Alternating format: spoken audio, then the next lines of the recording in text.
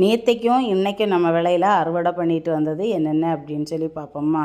இது வந்து கூவக்கிழங்கு, aero root அப்படின்னு சொல்லுவாங்க. எங்கள் ஊரில் சின்ன பிள்ளைங்களுக்கு வயிறு சரியில்லைன்னா ஆறாரோட்டு பிஸ்கட் ஆறாரோட்டு பிஸ்கட் அப்படின்னு சொல்லிட்டு கடையிலேருந்து வாங்கி தருவாங்க. ஸோ அது இதில் செய்கிறது தான். இது வந்து கும்பளங்காய். நான் ஏற்கனவே வீடியோவில் காமிச்சிருப்பேன்.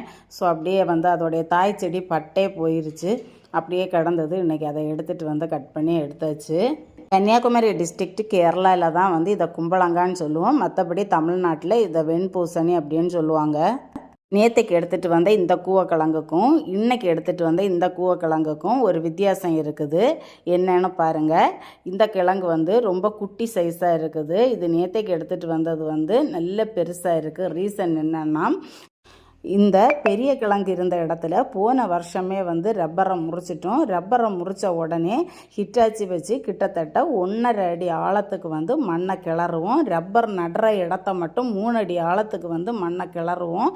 கிளறி அடியில் இருக்கிற புது மண் மேலே வந்ததுனால இந்த கிழங்கு வந்து இவ்வளவு பெருசாக இருக்குது. இது வந்து இப்போ தான் ரப்பரை முறிச்சிட்டு அடுத்து ரப்பர் நடுறதுக்காக மண்ணை கிளறும் போது மிதந்து வந்தது தான் இந்த கிழங்கு. அடுத்த வருஷம் இந்த இடத்துலையுமே பெரிய கிழங்காக வரும். Happy gardening.